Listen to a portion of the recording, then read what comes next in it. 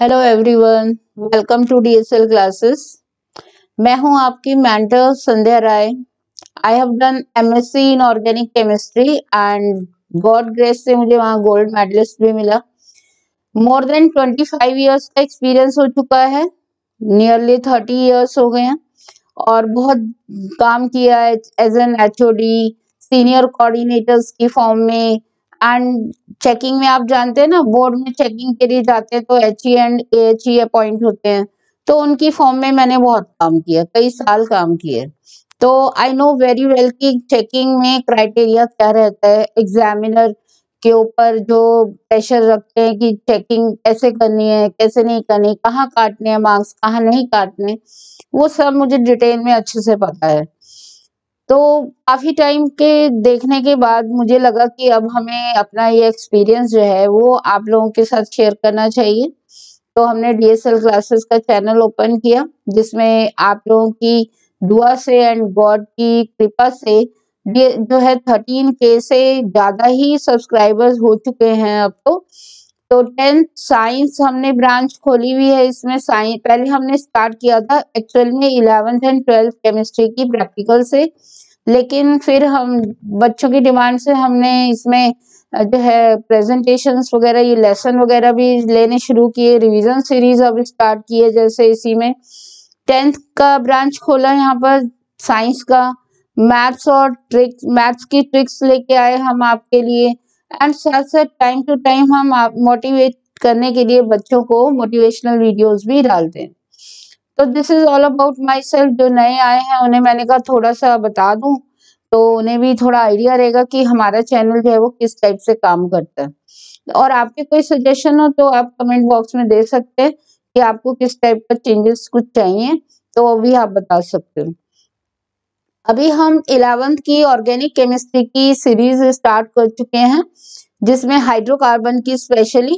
तो हाइड्रोकार्बन में जो केमिकल प्रॉपर्टीज एल्केन, एल्कीन और एल्काइंस या बेंजीन शो करते हैं, जो स्पेशल टाइप की मतलब रिएक्शंस हैं जो खास हैं, कहीं उन पर स्पेशल क्वेश्चंस आते हैं, वो मैंने लिया हुआ है एप्लीकेशन, इसका हाइड्रोकार्बन का एप्लीकेशन पार्ट।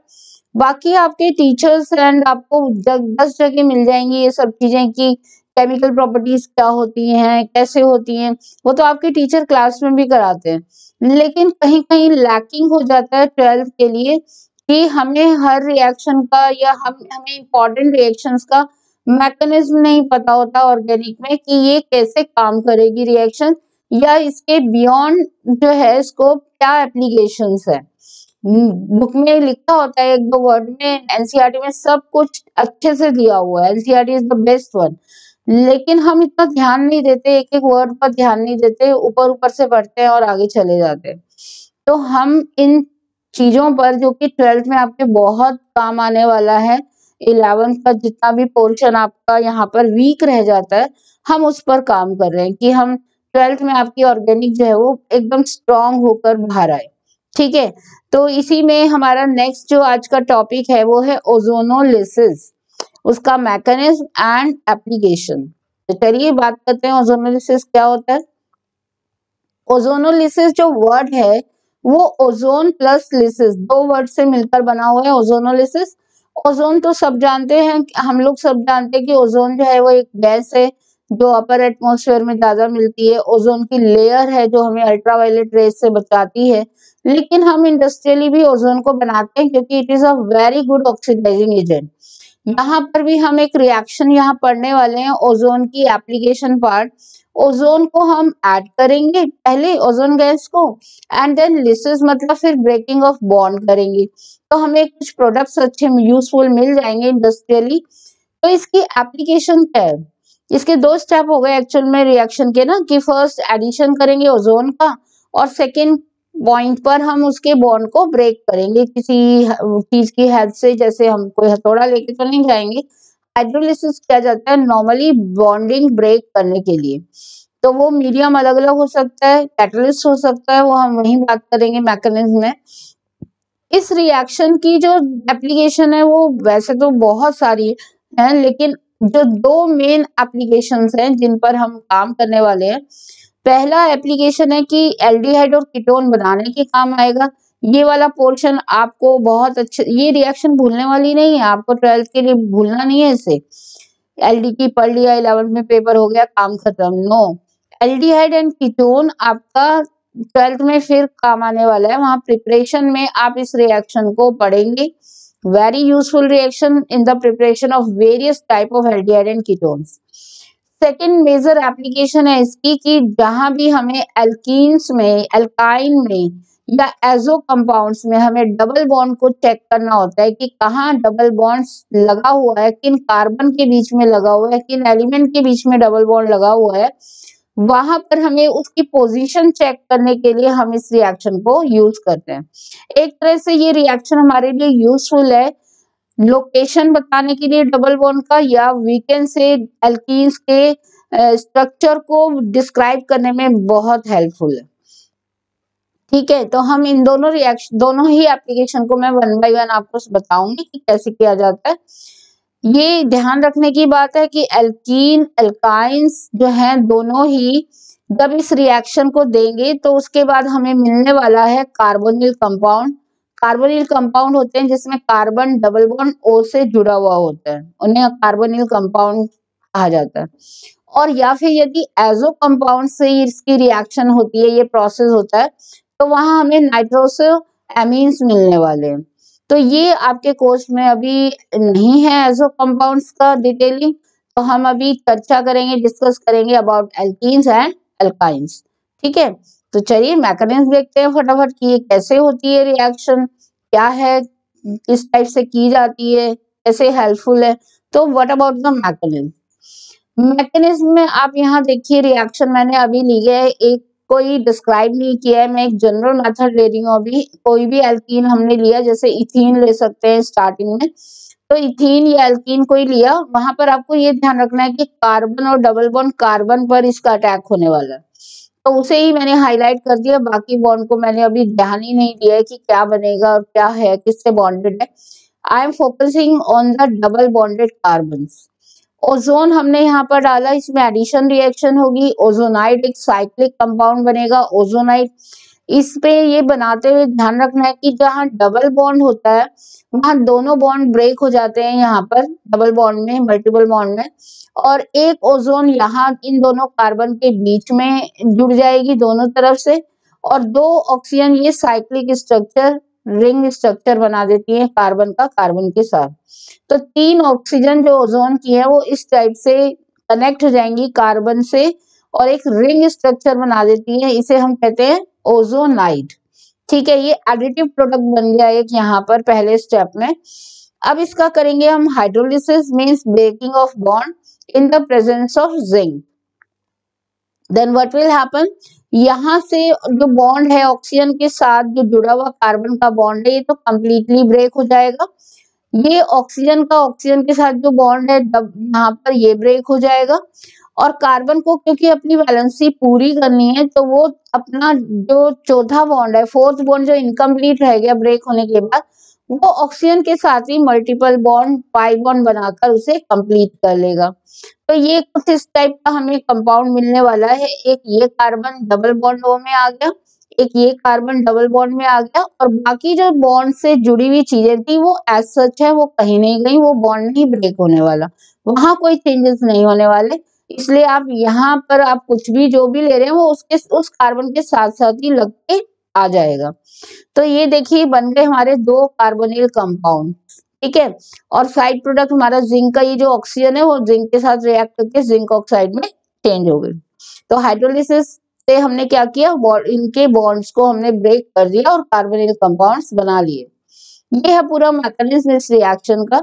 इसी को हम एल्काइन के लिए देखते हैं एक बार जरा जल्दी से। एल्काइन में ट्रिपल बॉन्ड होता है, तो यहाँ बॉन्ड में थोड़े से चेंजेस आएंगे, कंपाउंड में थोड़े से चेंजेस आएंगे, रिएक्शन मैकेनिज्म सेम है लेकिन बॉन्ड में थोड़ा सा डिफरेंस है। ओजोन जब ऐड होगी तो यहाँ 2 बॉन्ड तो ब्रेक होने ही वाले हैं एज सच जैसे होने थे, एक ऑक्सीजन यहाँ अटैच हो गई और बाकी की 2 ऑक्सीजन नीचे की तरफ साइक्लिक रिंग फॉर्म बनाकर कार्बन से अटैच हो गई, वो आप देख रहे हैं नीचे। और एक जो बॉन्ड रह गया ट्रिपल बॉन्ड का, वो कार्बन के साथ जो एक बॉन्ड है वो एज सच है, वो सिग्मा बॉन्ड यहाँ पर ब्रेक नहीं हुआ है। तो ट्रिपल बॉन्ड में एक बॉन्ड एज सच रहता है कार्बन के बीच में और बाकी दो बॉन्ड खुलकर रिंग स्ट्रक्चर बन जाता है। अब अगेन हम हाइड्रोलिसिस करेंगे जिंक की प्रेजेंस में, तो ये जो कार्बन के साथ बॉन्ड था वो एज सच ही रहेगा नए कार्बोनिल कंपाउंड में, और बाकी आप बॉन्ड यहाँ से ब्रेक करेंगे, यहाँ से ब्रेक करेंगे और इसे कार्बोनिल कंपाउंड में चेंज कर देंगे।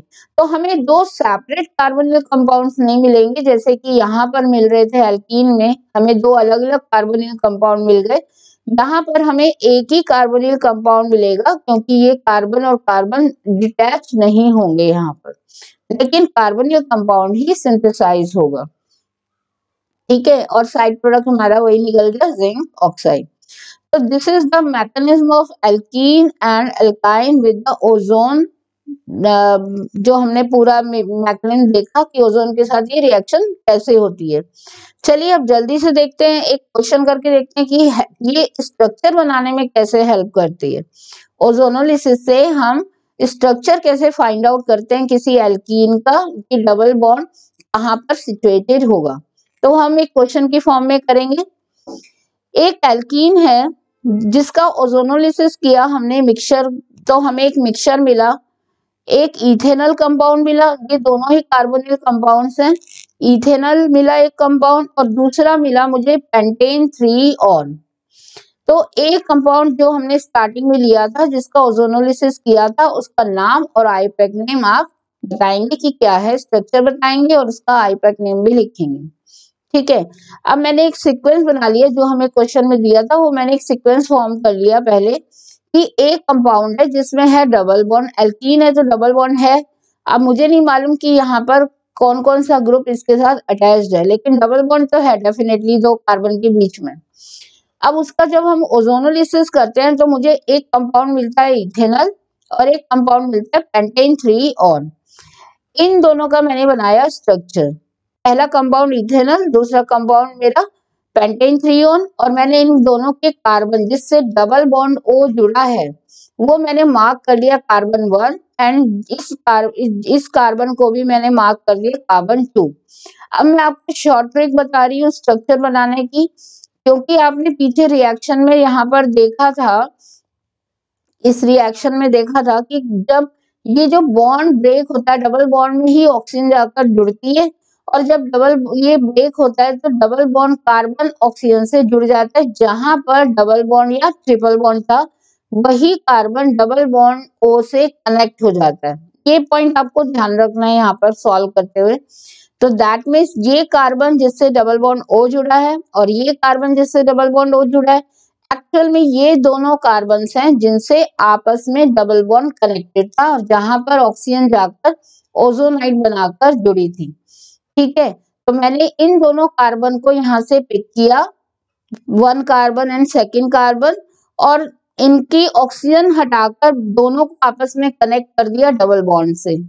ठीक है, मैं शॉर्ट ट्रिक बता रही हूँ आपको कैसे स्ट्रक्चर निकालते हैं। जिस कार्बन पर डबल बॉन्ड O है उन दोनों कार्बन को मार्क कर लीजिए एंड देन उन्हें आपस में डबल बॉन्ड से कनेक्ट कर दीजिए, और बाकी के ऑक्सीजन को छोड़कर बाकी जो बॉन्ड है मिथाइल से जुड़ा है या हाइड्रोजन से जुड़ा है उस कार्बन पर वो चीजें एज सच लगी रहने दीजिए। तो इस कार्बन पर 1 पर एक हाइड्रोजन और एक मिथाइल था, वो मैंने एज सच अटैच कर दिया, और इस कार्बन पर 2 इथाइल ग्रुप हैं दोनों साइड, वो मैंने एज सच लगा दिए। ये मेरा कंपाउंड A बन गया, स्ट्रक्चर आ गया कंपाउंड A का। देखते हैं मैंने ठीक भी बनाया है या कुछ गलती कर दी है, इसे करके देखते हैं, इसका प्रूफ करते हैं कि ये मैंने स्ट्रक्चर ठीक बनाया है या कुछ गलत कर दिया। मैंने वही कंपाउंड ले लिया है 1 और 2 मार्क करके और ओजोनोलिसिस पूरा प्रोसेस करके देखा। ठीक है, ये आप चेक कर सकते हैं, ओजोनोलिसिस किया, इन दोनों के बीच का बॉन्ड ब्रेक हो गया, 1 कार्बन एंड 2 कार्बन पर मैंने ओजोनाइड बना दिया है साइक्लिक, एंड देन हाइड्रोलिसिस करके मैंने प्रोडक्ट बना दिए 1 और 2 के। तो अब आप चेक कर लीजिए ये इथेनॉल और ये पेंटेन 3 ऑन बन रहा है या नहीं बन रहा है। तो बन रहा है, डेफिनेटली बन रहा है, सही से बन रहा है, तो इट मींस मैंने ये जो स्ट्रक्चर लिया था कंपाउंड ए का वो बिल्कुल करेक्ट है, मैंने ठीक बनाया है। तो इस टाइप से मैं आपको शॉर्ट ट्रिक बता दी है स्ट्रक्चर हम कैसे फाइंड आउट करते हैं। इसके बाद आई थिंक आप आईपैक नेम तो इसका लिख ही लेंगे, वो मैंने इसलिए नहीं लिखा है कि उसमें तो आपको प्रैक्टिस हो रही होगी कि आप आईपैक नेम इसका लिख पाएंगे अपने आप। तो एनसीईआरटी में इस टाइप के काफी सारे क्वेश्चंस हैं, मैंने ये एनसीईआरटी का ही क्वेश्चन पिक किया है। आप एनसीईआरटी के क्वेश्चंस को करिए, प्रैक्टिस करिए उसकी, एंड बताइए कोई प्रॉब्लम आती है किसी क्वेश्चन में तो आप मेरे से डिस्कस कर सकते हैं टेलीग्राम ग्रुप पर। और यदि आप इतना अच्छा रिवीजन कर रहे हैं, इतना प्रॉपर रिवीजन कर रहे हैं एनुअल एग्जाम के लिए, और अपने आप को चेक करना चाहते हैं कि आप अच्छा रिवीजन कर रहे हैं, कितना कर लिया, कितना नहीं किया, या स्कॉलरशिप प्रोग्राम में पार्टिसिपेट करना चाहते हैं, तो यहाँ अनअकैडमी एक एसेंट करके स्कॉलरशिप प्रोग्राम लेके आए हैं, जिसमें आप 5 लाख तक के अमेजिंग प्राइजेस जो है स्कॉलरशिप के जीत सकते हैं। और वो हर महीने ये प्रोग्राम कर रहे हैं और हर महीने ही स्कॉलरशिप दे रहे हैं 5 लाख की। क्या करना है आपको, यदि आप अपना रिवीजन भी चेक कर सकते हैं इससे कि आपने कितनी तैयारी कर ली है, एंड सेकंड हो सके तो हो सकता है कि आप स्कॉलरशिप जीत भी जाएं। तो ये कब होने वाला है, 10 जनवरी को एक तो होने वाला है, ध्यान रखिएगा डेट, 11 बजे से 12 बजे तक होगा। और सिर्फ आपको एनसीईआरटी का सिलेबस ही गो थ्रू करना है अच्छे से। 6 से 12th क्लास के लिए अपना भी भला करो, दूसरे का भी भला करो, अड़ोस पड़ोस में, आपके फ्रेंड्स में, किसी के रिलेटिव में, कहीं भी कोई 6 से 12th रेंज में है तो उनको बताइए इसके बारे में और शेयर करिए उनसे, एंड उनको भी चांस दीजिए कि वो भी जीते। सबसे बड़ी बात है इसमें, ना तो आप कोई पैसे खर्च करने हैं और ना ही कोई नेगेटिव मार्किंग होने वाली है, फ्री ऑफ कॉस्ट है। एनरोल करिए सिर्फ अपने आप को इसमें और शुरू हो जाइए, रिवीजन सीरीज में पार्टिसिपेट करिए। तो ये आपको करना क्या होगा, पहले आपको अनअकैडमी की ऐप डाउनलोड करनी है सबसे पहले, और फिर जो मैं लिंक में डिस्क्रिप्शन दूंगी उससे आपको अपने आप को एनरोल भी करना है वहां पर। तो उसमें गोल सेलेक्ट करना पड़ेगा एसएन, और अपनी डिटेल्स थोड़ी देनी होंगी, ईमेल आईडी वगैरह, मोबाइल नंबर जो आप जिससे आप ज्वाइन करेंगे। देन आपको टाइम टू टाइम जो है वो नोटिफिकेशन आ जाएगा कि कब होने वाला है, कितने बजे होने वाला है। एसेंट के अलावा कोई स्पेशल क्लास भी आप वहां देख सकते हैं, इस सेम मेथड अप्लाई करके वहां पर आपको गोल सेलेक्ट करना पड़ेगा स्पेशल, एंड इनवाइट कोड डाल दीजिएगा डीएसएल क्लासेस। जब एक बार आप डाल देंगे इनवाइट कोड तो फिर आपका अनलॉक रहेगा अपने आप ही, आपको बार बार अनलॉक करने की जरूरत नहीं पड़ेगी। तो ध्यान रखिएगा DSL classes is the your favourite channel, and invite code है इसका वहां खुलने का, स्पेशल क्लास या एसेंट को अनलॉक करने का आपका इनवाइट कोड है डीएसएल क्लासेस। तो चलिए मिलते हैं नेक्स्ट वीडियो में फिर एक और नई अच्छी एप्लीकेबल रिएक्शन को लेकर। Till then bye everyone.